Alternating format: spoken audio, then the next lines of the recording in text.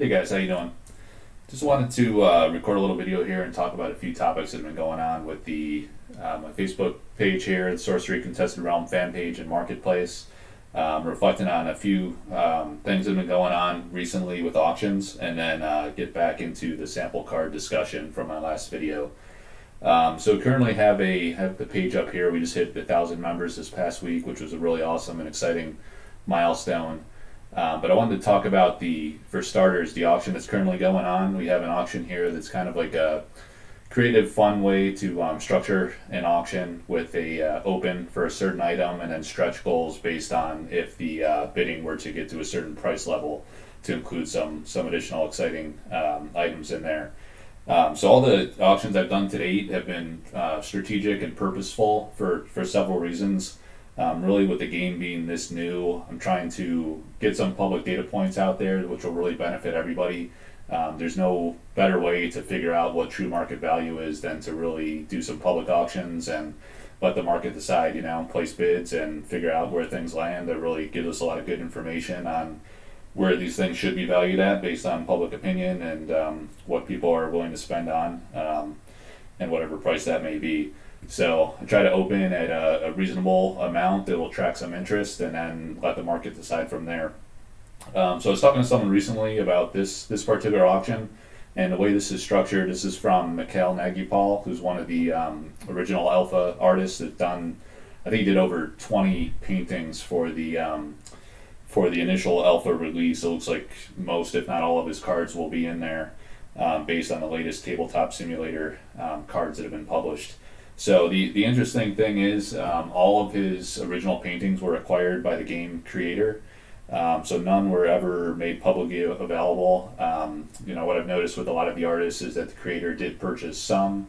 In some cases, he purchased all of the originals from various artists. In other cases, just a couple, and then they would sell the others privately, or I've helped them sell several through auctions. But in Mikhail's case, the creator purchased all of his pieces. I think there was about 4 or so that were offered through the collector tier, which was the second highest pledge tier from the Kickstarter. So there are some out there that were given or included in that package to the public. But otherwise, there's been no other opportunity to get his originals. So I was talking with him, and he had a good idea here to offer some repaints of some of those that were not previously offered. So the first one is Cloud Spirit. If I scroll down, I'm not going to do the webcam today, just going to show my desktop and the web page. But Cloud Spirit is this is actually the original painting owned by the game creator. So that's just there for reference. And then this is the Cloud Spirit sample card, which is the first stretch goal at $1,800 if the bidding were to reach that level. So the idea here is Mikhail's offering an opportunity to repaint the original artwork. So he will do a repaint of Cloud Spirit at the $1,200 open level, and then if the bidding were to get to $1,800, we'll include the sample card, which I'm selling on behalf of a community member who won this in a giveaway event. So that would be included at $1,800, and then any card from Mikhail's portfolio of work from the game can be selected for repaints at the $2,500 level. And the way we came about that is we're trying to figure out what's fair. Really, the challenge with repaints is artists are typically unwilling to do those because they are naturally, I guess you would say, valued less than the original paintings. They kind of have a stigma that, it's not the original, so it's not one of one. It's a copy or a redo or repaint of those. So the market tends to put less of a premium on that, but however, it takes the artist the same amount of time and cost of materials and whatnot to actually do the work, right? So it's just basically a value proposition for the artist if they want to invest their time doing that, or something else more lucrative like creating new work. And it's always in their interest to be creative and express their creative outlet and create new work, right? So some artists don't want to do repaints just for that reason. Others, it just doesn't economically make sense. So we thought we'd offer this because it's kind of like a unique circumstance where he wasn't able to offer these to the public per his contractual agreement and commission for the game. So it does offer fans an opportunity to own some of Mikhail's work, and it becomes kind of like a one-of-one in that sense that it's the first public offering that people will have a shot at.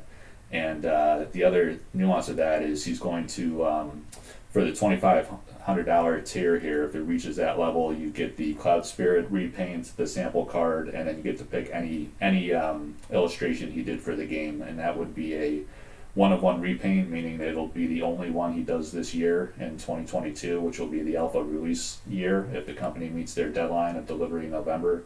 And he's going to commemorate that with a special alpha logo painted next to his signature, along with the one-of-one and the date for this year, signifying it's the only one he'll do this year. And he does reserve the right to, offer these in the future if it's successful. So the good news is we did have a bidder that came in and did the $2,500 package. So if that prevails, he will win that. We'll see if we get any bidders in the next 3 hours. As I'm filming this, it's 5 p.m. Eastern time, and we're going to close at 8 p.m. So I was talking to a community member, and he was asking about the $1,200 price point and how he came up with that. In his opinion, he thought it was a bit high, but I think it is fair for the reasons stated, and also if you look at the sales, again, all we have is these public auctions as data points for where the market is currently. I know early on, very early, artists had priced things fairly low, and then as the supply of originals on the market had gotten smaller, and as the game had grown in awareness, and through the company's massively successful Kickstarter, you had the Rudy video, Red Zone Rogue, and Kitchen Table TCG, and some others did videos putting the word out. Metaman was another one, I believe, and I've been doing a ton of content and growing this channel. We have about 1,000 people in the Facebook group now, and just putting a ton of content through my Collector Arthouse website and out through different Discord channels and throughout the community. So all said and done, as the original painting supply goes down and demand goes up, pricing naturally drives higher. So I helped Elvira Shakarova and Vincent Pompetti with several auctions, and those sold from a range of $1,500 to $4,500. And the average price point on those, a couple were private, so I don't want to reveal what those were specifically. I'll just give a range, and it was about 7 pieces that were sold, and 2 of those were private. So 5 public, 2 private. The average across all of them was $2,600 per painting. And everything's different based on people's preference for the artist, the material, the medium that it was painting on, the size, just demand factors that go into any auction, how many people are bidding, and bidding that up to the final price point that it sells for. But on average, it works out to $2,600. So we said for a repaint, $1,200 seemed fair for an open. It's less than half of that. And that's kind of like the threshold of where it's worth the artist's time to do the work. The painting will take him about a month's time. It's not like he'll be painting, for a month straight. It's a matter of drying time and just level of detail he wants to put into it to make sure it's a very nice looking polished replica of sorts. So that's how we came up with the $1,200. And a couple other things. The value of the sample card kind of factors in there. We said, we had an auction, and I think I have it up. So we had an auction for the Spirit Destiny, and what makes this special is that it's a unique, so it's the highest level rarity in the game, and estimated to be less than 10 total copies printed of this particular sample. So it's kind of a grail card, very high end, extremely limited, and therefore extremely valuable, as evidenced by the results of the auction. This actually sold for $2,000. We opened at $500. There's a lot of interest, a few bidders up to about the $1,500 level, and then 2 bidders took it to the $2,000 level. And I'll tell you on that, the interesting thing is there was a very late bid that came in that put it at $2,000 with 10 minutes left in the auction. So per the auction rules, that extends another 10 minutes, so there's no, it mitigates sniping, and allows any interested party to kind of extend and give it some consideration for a higher bid. So we extended to 10 minutes, and then right at that, after the 10-minute mark, about 30 seconds to maybe a minute later, a bid actually came in to put it at $20.25 $2,025. So there's still interest. The guy just missed. So it leaves you wondering how high could that have gone. But nevertheless, 2,000 is extremely impressive and substantial. It really shows the interest from the high-end collector aspect of the market for these very extremely rare collectibles and the sample cards. So getting back to the auction, this sample that's included here is of ordinary rarity, so it's more of like equivalent of a common in other games, but it's still very, very limited in print numbers based on assumptions I made and discussed in my prior video and an article that you see on the Collector Arthouse webpage. So that kind of adds some value that factored in, and then there's the fact of Mikkel doing 2 full repaints in a considerable amount of time and effort he'll put into that. That's how we get to the $2,500 price point. And we do have a bid at that level, so it looks like this will be a success, which is great. One concern was that if we did not have a bidder there, it kind of sets a precedent that it's not worth artists' time to really do repaints if the time invested doesn't make sense. They could just do new art or do other things like some do card alters, sell prints, just create differently. It's all about time when you're an artist, how much time it takes you to develop the art, and then what value you can get for that, and then different creative outlets would dictate how much money you get for the time, essentially. So this is good. It sets a precedent that maybe it is in the interest of some of these painters to do some reprints, and they're pretty exciting to own, and it's going to look great in this artist's collection. Let's see. So the other factor, one last point about Mikkel, he doesn't. There's also interest in sketches and process sketches or paintings. Mikkel doesn't really work like that. He didn't have any available for sale. And I'm talking about pure process painting. So there are about a handful that I'm going to help him try to sell. If there's interest, you could reach out to me if you like any of his arts from the cards. But they're not like a true process painting where he did like a sketch or like a painting mock-up that he shared with Eric before doing the final version. They're actually full finished product paintings where he draws inspiration for his sorcery work from other paintings that he had already done previously for whatever reason, or has on displays in galleries in Prague and throughout Europe where he lives. So there's a painting for a cloud spirit that looks somewhat like this, except it's a lot more barren down in the land area here. So the reason why he repurposed this for the card is because of this text box, which is pretty interesting, right? Like there's some void space here where the text box can lie on here and not ruin the composition of the painting. It actually draws more focus to first the mountains, and then if you look at the cloud, the spirit in the sky here, you kind of see the outline in the cloud formation.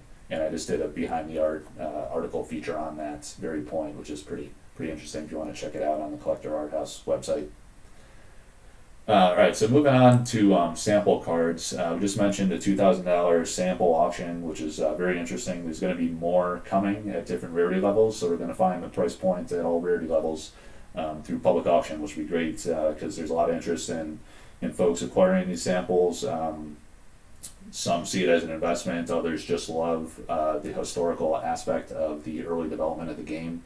That's really the appeal for me. It's just really cool kind of seeing what the initial thoughts of the creators were and how these cards have evolved through the test and design process with name changes, rarity changes, card mechanic changes, all kinds of things that will manifest into the final alpha print release. So it's really cool to have those early stages things that are not only extremely limited and rare, but just like a historical relic of how this game got started. And hopefully it's a massive success and lasts a long time.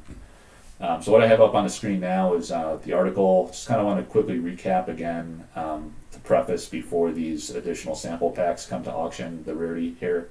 So in the Kickstarter, across the pledges, this was difficult to read a bit in my last video, so that's why I'm kind of reviewing again.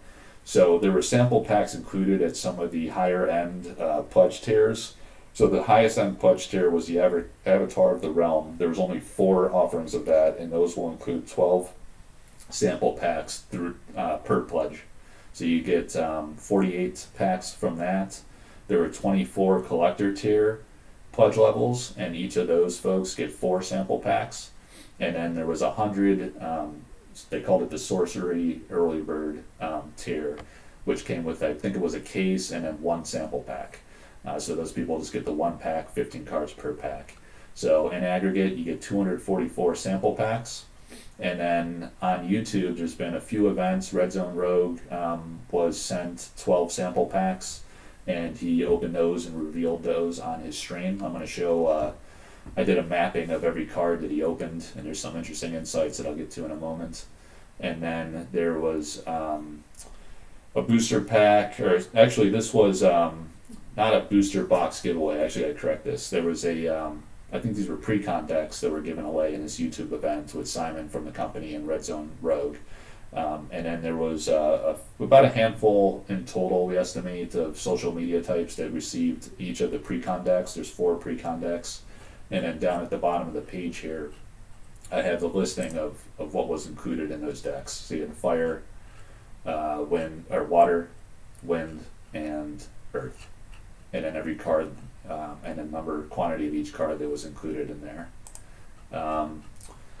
So if I go up here, back to the table, let me give this a quick explanation again. So between the YouTube videos, or the event, giveaway event, the content creators that received the pre-cons, and the what's the other thing? The Kickstarter is really the primary driver here that'll go out to the public. You get 292 packs and 4,380 total cards.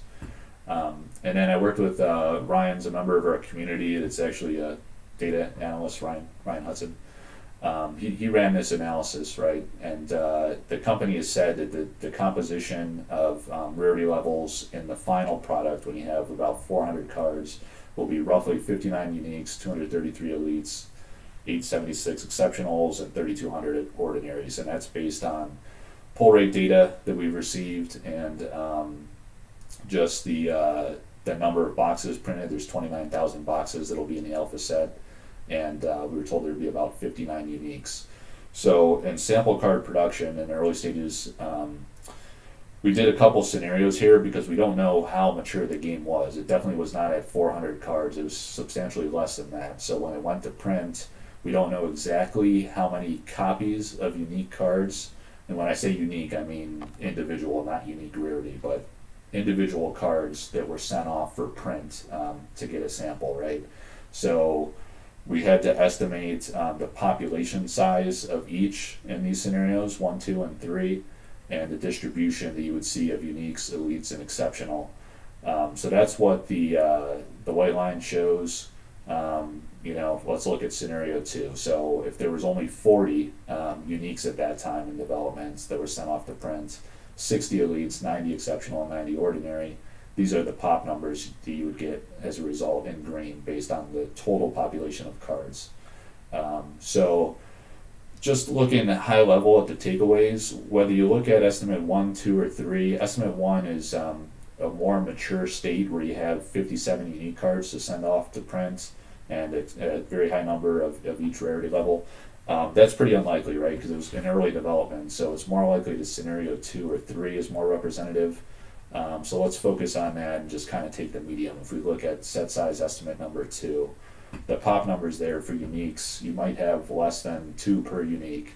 These are just based on the packs, right? And then the pre-con decks that were given to YouTubers also had a few copies of some of these uniques, right? Not all of them. They're in that list I showed at the bottom. So you're looking at a couple here, plus the 5-ish or so that went to YouTube creators, if it even exists, and if that particular unique card exists.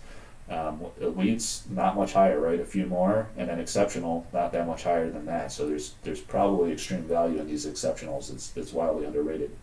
And then also the ordinaries, you're talking on an order of 35 to maybe 50, 60 or so, total printed in that range. Let's call it 25 to 55 or 60. That is pretty extraordinarily low when you have over 6,000 pledgers and 1,000 people on my Facebook page, a couple thousand in the official company Discord. So there's thousands of people out there interested, and only 50 or less of some of these cards, and maybe only a handful or less than 10 of the rarest cards. So even the ordinaries have tremendous value as a limited and extremely rare product.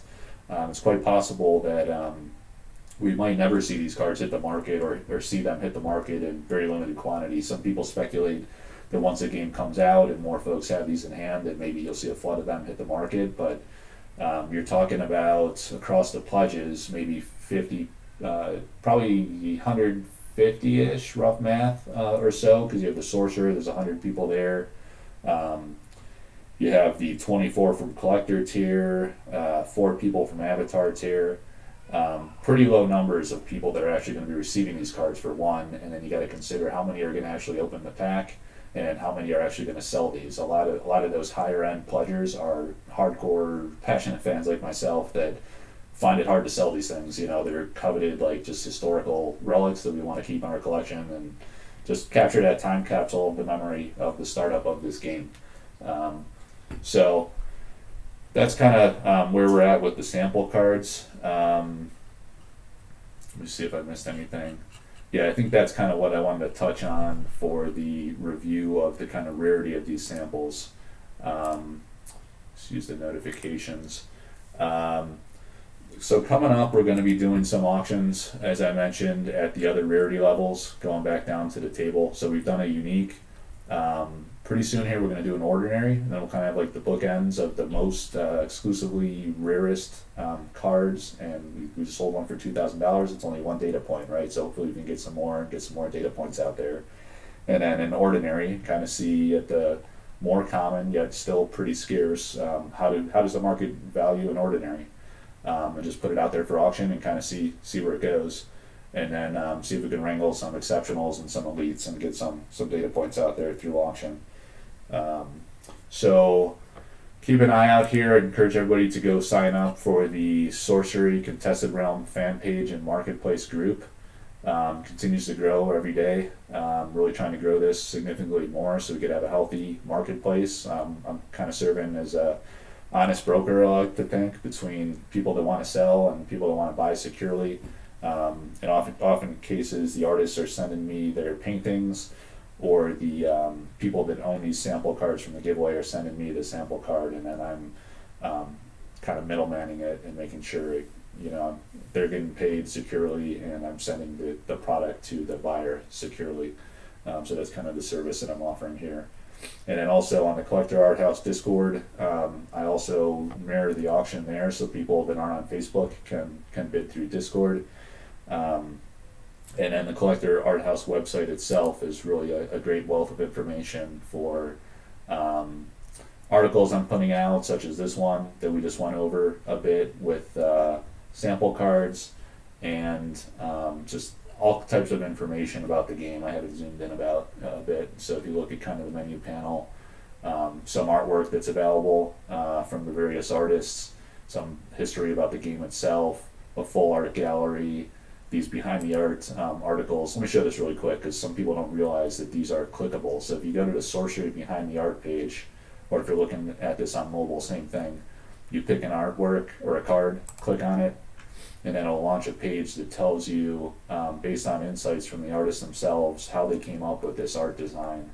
This is a really cool one, the Royal Bodyguard, based on a very famous painting here that you can go read about.